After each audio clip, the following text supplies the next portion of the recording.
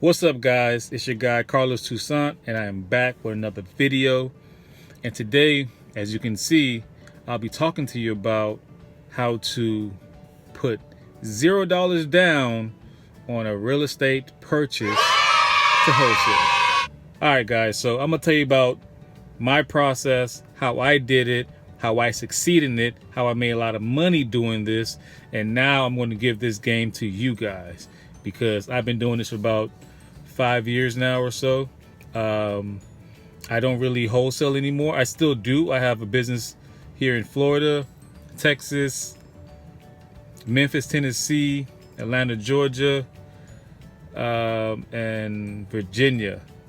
As a beginner in this business of wholesaling, what I really encountered when it comes to trouble was I can get properties, I can find sellers, I can get them under contract.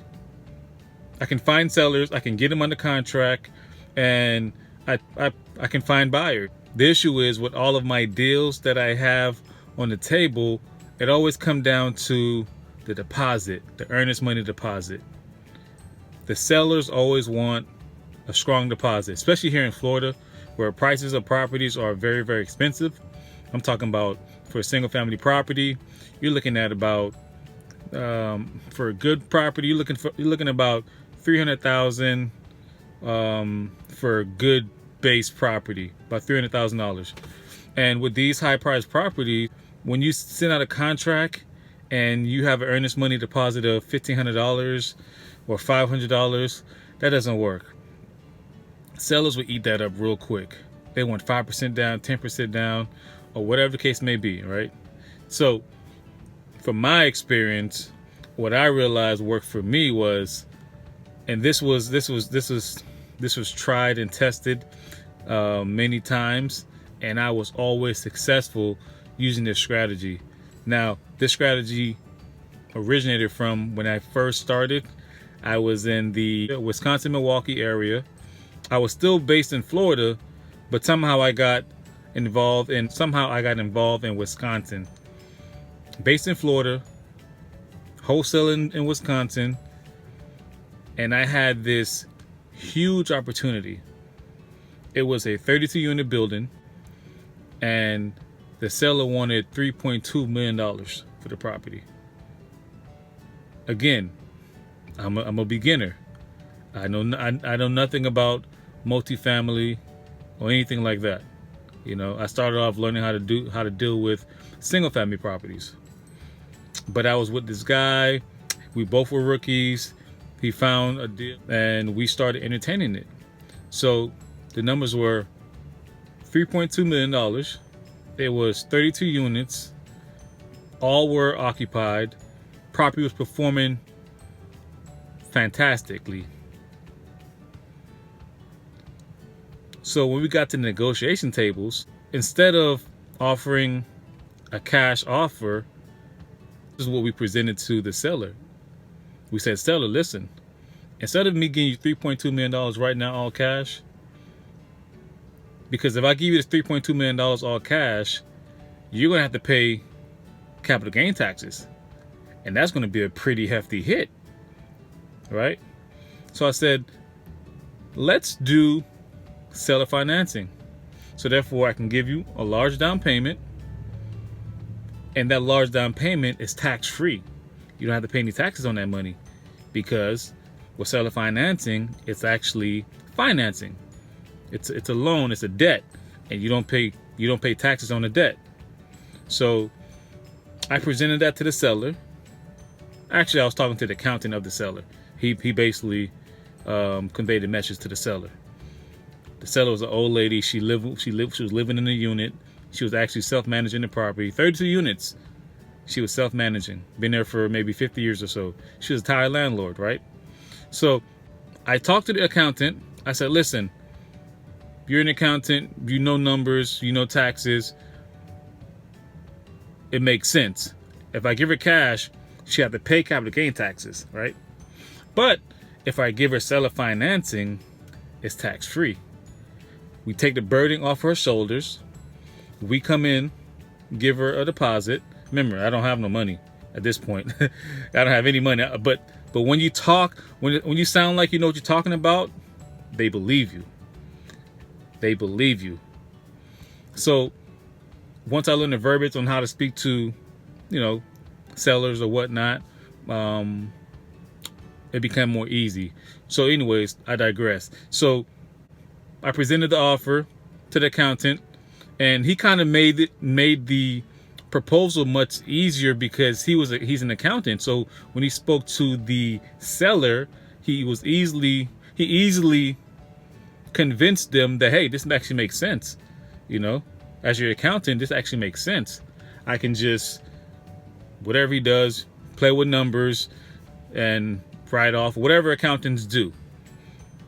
So the seller came back, she agreed. She said, okay, create the terms. And that's what I did. So we created the terms, $32 million, maybe about 10% down payment, 10 to 15% down payment. I can't recall the numbers, X amount of numbers or whatever the case may be. So seller looked at she looked at the contract and she agreed, right? But she wanted a deposit. And that's where it got pretty interesting. So when it came to deposit, she wanted about, I forgot the amount, probably like $50,000 down or something like that, something significant like that. And I didn't have the money. We didn't have the money. So we got creative. We hired a lawyer. So I told my lawyer, now here it is. Here's the most important part. This is what you guys have been waiting for. This is why you clicked on this video. I told my lawyer to put down on the clauses that I will put $50,000 down or in escrow after 30 days inspection period is completed. You got that? I will put $50,000 down after my 30 days inspection period is completed, satisfy, and approve. Completed, satisfy, and approve. Completed, satisfy, and approve. So what that means is I can lock up this property, legally binding me to this property without putting anything down. I'm going to put something down after the inspection period is completed, satisfied, and approved. And what does that mean? Is I don't have to put anything down until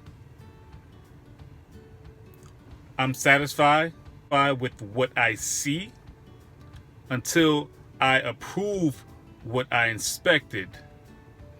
And I have to get approval to actually move forward to put down the escrow deposit. That's it right there.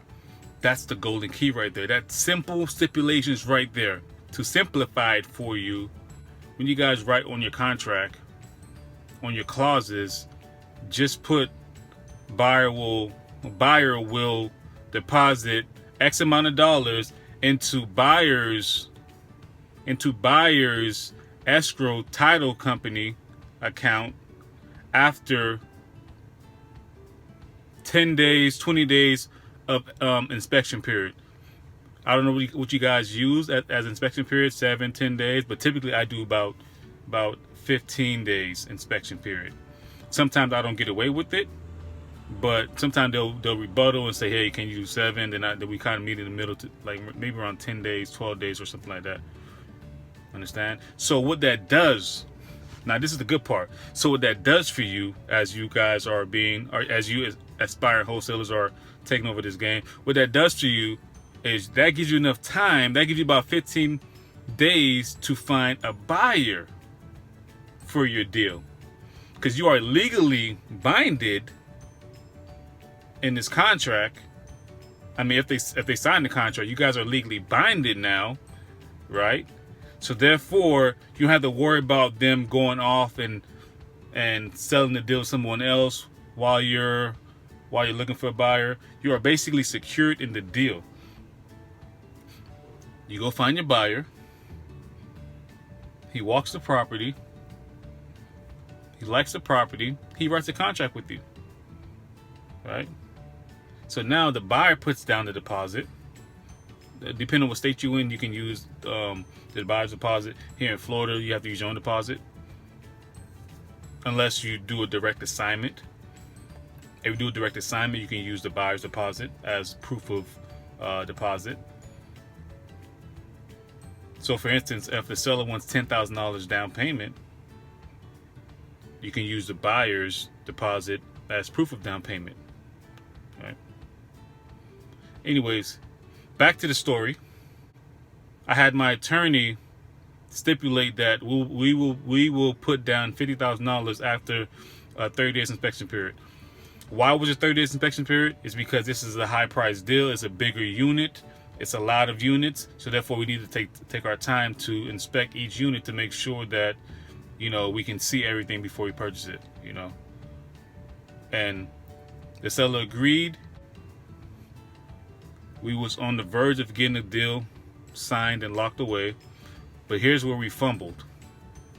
Remember, I'm a beginner. We fumbled because we didn't have it locked in. The seller agreed, but she didn't sign yet. So while we were waiting for the seller to sign, we went ahead and started finding buyers. And I advise you to never do this. If you don't have the deal in the contract, don't waste your time trying to find buyers. You can take that risk if you feel strongly that the seller will sign the contract and you're just waiting for them to sign. You can go find a buyer in the meantime, but just don't tell them, you know, the property address. You know, you can tell them the zip code, you know, so you can see, you know, you can run his comp to see what's going on and see if that's something you want to get into. You can do something like that. But what we did was we went ahead and found the buyer without having a contract ratified yet. We spoke to the buyer. The buyers was local. They was basically about down the street from the property in Wisconsin. So as we told the buyer what the deal was, they liked the deal. Now remember, we were looking to make $200,000 profit. That would have been $100,000 for me, $100,000 for my buddy. So we got ahead of ourselves. You know, we put the cart before the horse. So we went ahead and talked to the buyers, and they agreed. They liked the deal. You know, they said they can do the numbers. You know, at that as far as seller financing. We was waiting, so we got excited. We were waiting for us to get this deal signed by the seller, but that deal never came. That deal never came. We never got the contract signed. We never heard from the seller. So our obvious assumption was the buyer went behind our backs and they stole the deal from us. Why we assume this? It's easy, because we were on the verge of getting this contract ratified with the seller. We spoke to this buyer who lives literally like 5 minutes away from this property. Remember, the seller was owner occupied, so she lived there. So all they did was basically just go to the apartment, probably talk to a janitor or something like that, a housekeeper, to find the owner, and he probably pointed, hey, she lives over here. You get me? They probably pointed out the apartment unit for the seller. They probably knocked on the door, presented themselves, and gave them a better deal. Or probably told the seller that these guys that you've been talking to, these guys are fraud. They live out of state. Blah blah blah. So basically, we lost that deal. But what we took from that was we created a stipulation. We created a way to not put money down on any deals from there on. So what I did from there on, I went ahead and started marketing, continued marketing, you know, back in Florida. And when I got deals, I put those stipulations on every deal that I got. And sellers don't care. They don't really read stipulations unless they send it to an attorney. But they typically will sign right away. They'll sign right away. And they usually don't ask for proof of escrow. They don't care, right? And so therefore that gives me enough time to find my buyer. That's enough time for me to avoid putting any money down, because I typically never put money down in some cases, unless it's like very, very cheap, like if it's like $1,000, $500, I'll put it down just to have me locked in, knowing that I have a buyer that's ready to go. But that is it, folks, for today. Hope you guys enjoyed this video. I'll be bringing you more content about my tricks and trades, and that allow me to be successful within wholesaling. I made a lot of money wholesaling, a lot of money with these simple tricks, and I did all this by myself. I taught myself the business, and I taught myself the tricks and trades, and I'll be presenting those tricks and trades to you guys. So stay tuned, subscribe, like, share. All right, folks, take care. Bye-bye. Peace.